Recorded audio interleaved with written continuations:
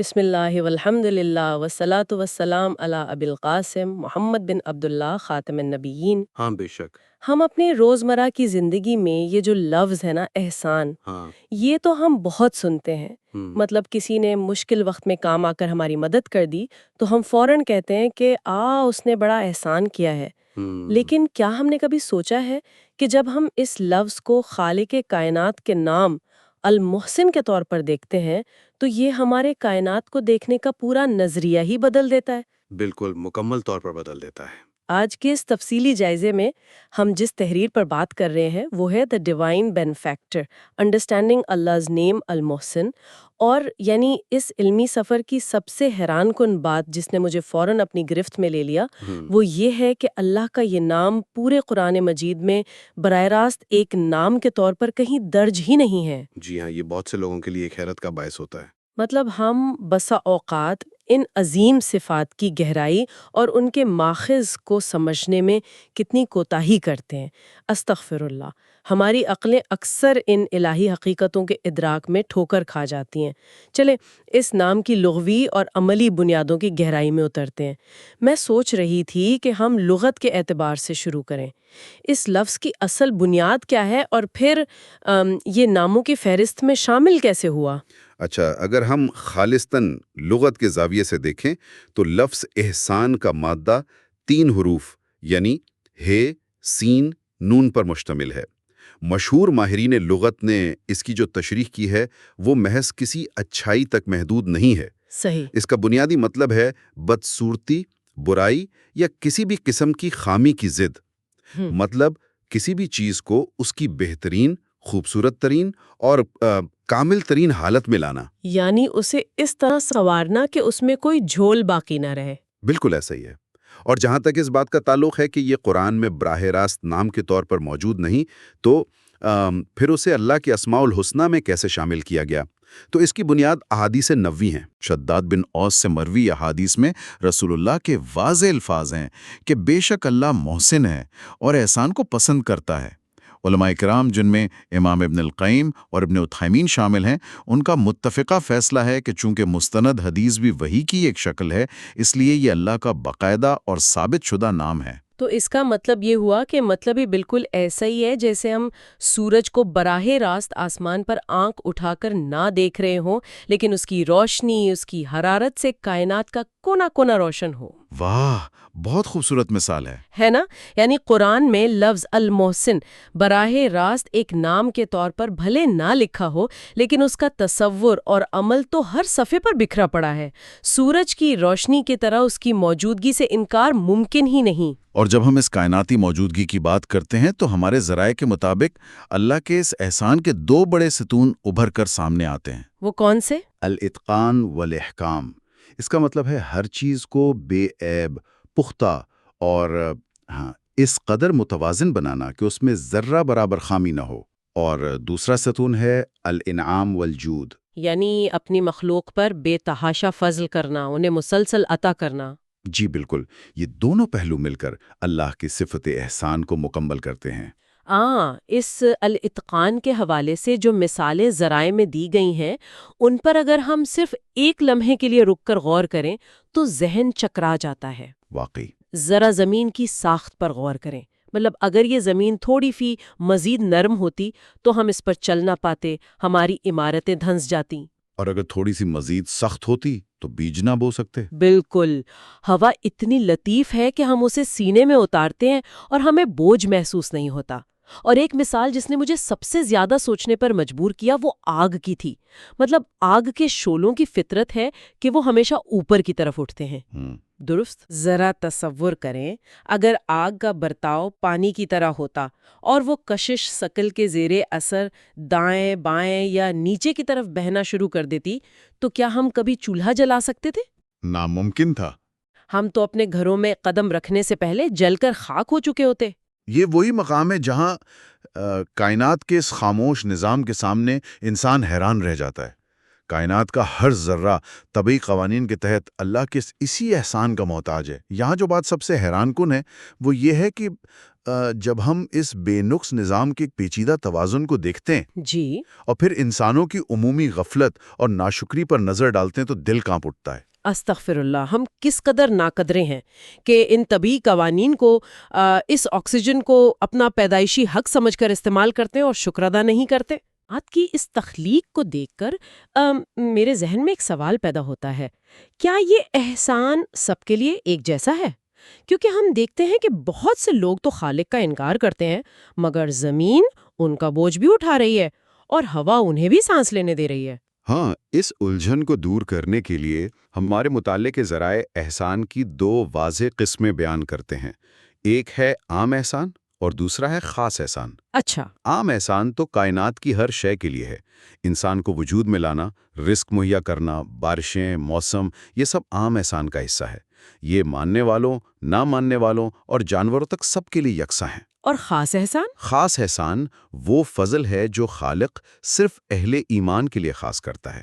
اس میں انسان کو ہدایت دینا، گناہوں کے دلدل سے نکالنا اور روشنی کی طرف لانا شامل ہے۔ یہاں آ کر بات واقعی بہت دلچسپ ہو جاتی ہے۔ یہ خاص احسان کا تصور ہمیں سیدھا حضرت یوسف علیہ السلام کے سفر کی طرف لے جاتا ہے۔ بالکل، ان کی زندگی اس کی بہترین مثال ہے۔ ذرائع میں ان کی زندگی کے 19 ایسے پہلوؤں کی نشاندہی کی گئی ہے جہاں اللہ کا یہ خاص احسان پس پردہ کام کر رہا تھا۔ ہم ان میں سے چند اہم پہلوؤں پر ضرور بات کرنا چاہیں گے۔ اگر ہم سب سے پہلا پہلو دیکھیں تو جب بھائیوں نے انہیں مارنے کا ارادہ کیا تھا، موت تو یقینی تھی، لیکن اللہ نے ان کے ذہنوں کو موڑ دیا اور وہ صرف انہیں کنویں میں پھینکنے پر راضی ہو گئے۔ یعنی ایک بڑے نقصان کو چھوٹے نقصان میں بدل دیا۔ جی، پھر اس کنویں کی تاریکی میں اللہ کا خاص احسان وحی کی صورت میں نازل ہوا، جس نے ان کے دل کو مایوسی سے بچا لیا۔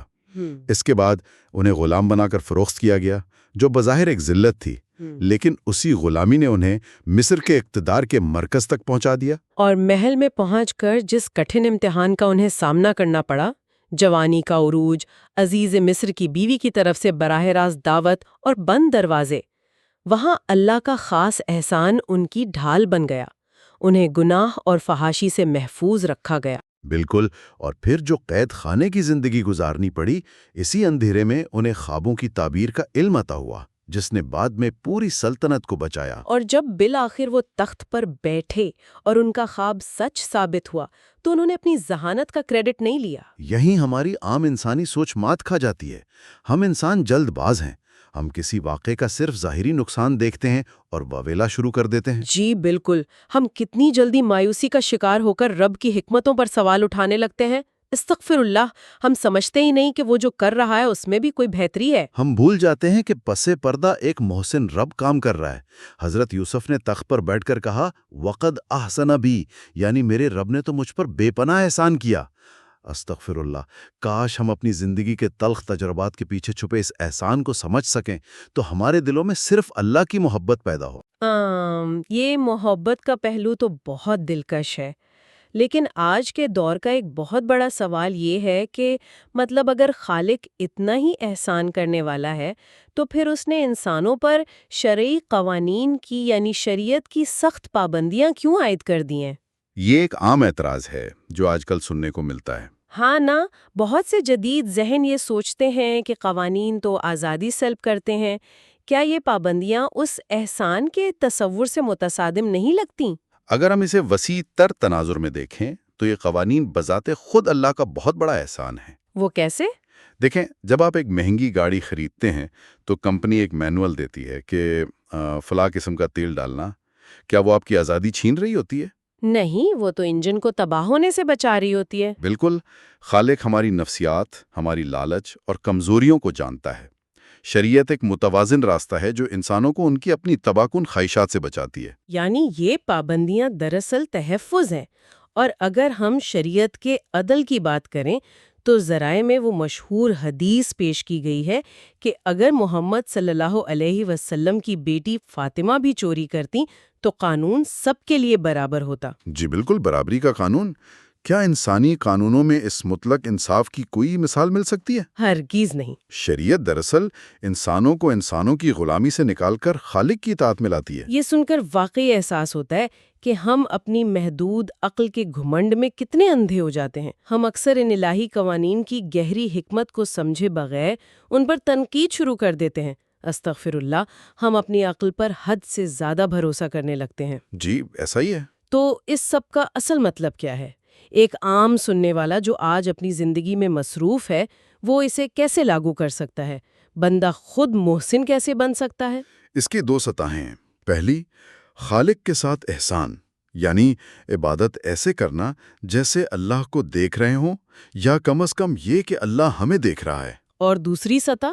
مخلوق کے ساتھ احسان، اور یہاں یاد رکھیں کہ احسان عدل سے ایک درجہ بلند ہے۔ عدل یہ ہے کہ اپنا حق پورا لے لیں، اور احسان یہ ہے کہ آپ عدل سے بڑھ کر عطا کریں، درگزر سے کام لیں۔ اوہ، اپنا حق کم لینا اور دوسرے کو زیادہ دینا؟ مخلوق کے ساتھ احسان کی جو مثالیں ذرائع میں ہیں وہ سیدھا دل پر لگتی ہیں۔ صرف عبادات نہیں بلکہ والدین، رشتہ داروں اور خاص طور پر شریک حیات کے ساتھ احسان۔ بالکل، میاں بیوی کا رشتہ بہت اہم ہے۔ اس حدیث کا ذکر ہے جہاں ان عورتوں کے لیے وعید ہے جو خاوند کی زندگی بھر کی اچھائی کو ایک غلطی پر بھلا کر کہتی ہیں کہ میں نے تم سے کبھی کوئی بھلائی نہیں دیکھی۔ اور یقیناً یہ اصول مردوں پر بھی لاگو ہوتا ہے جو بیویوں کی قربانیوں کو پل بھر میں بھلا دیتے ہیں۔ رشتہ داروں کے علاوہ پڑوسیوں کا ذکر بھی بہت واضح ہے۔ وہ عورت جو بہت عبادت گزار تھی مگر پڑوسیوں کو زبان سے تکلیف دیتی تھی، وہ آگ میں ہے۔ اور دوسری جو کم نفری عبادت کرتی تھی مگر پڑوسیوں کو تنگ نہیں کرتی تھی، وہ جنت میں جائے گی۔ اور اس احسان کا دائرہ جانوروں تک جاتا ہے۔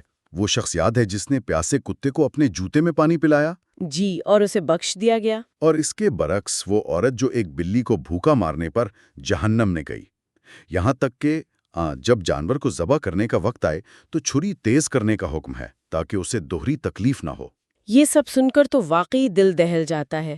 ہم اپنے ارد گرد اپنے ماتحتوں، مزدوروں اور بے زبان جانوروں کے حقوق مار رہے ہیں۔ استغفر اللہ، ہم ان کے حقوق ادا کرنے میں کتنے ظالم ہو چکے ہیں۔ جی، ہم نے ہمدردی کو نکال دیا ہے۔ استغفر اللہ، حقوق العباد کو معمولی سمجھ لیا ہے، حالانکہ احسان کا تقاضا ہر قدم پر ہے۔ ہم سب کے لیے واقعی آنکھیں کھول دینے والا ہے۔ آج کے اس مطالعے میں ہم نے المحسن کے لفظی معنی سے لے کر کائنات کے متوازن نظام، حضرت یوسف کے سفر، شریعت کی خوبصورتی اور ایک پیاسے کتے کو پانی پلانے تک کے سفر کا جائزہ لیا۔ بالکل، یہ ایک مکمل ضابطۂ حیات ہے۔ جانے سے پہلے ہم سب کے لیے ایک ایسا خیال ہے جو ذرائع میں موجود ہے لیکن پچھلی گفتگو میں اس پر زیادہ بات نہیں ہو سکی۔ ذرا اس ایک اصول پر غور کریں، ما علی المحسنین من سبیل، یعنی احسان کرنے والوں پر کوئی الزام نہیں۔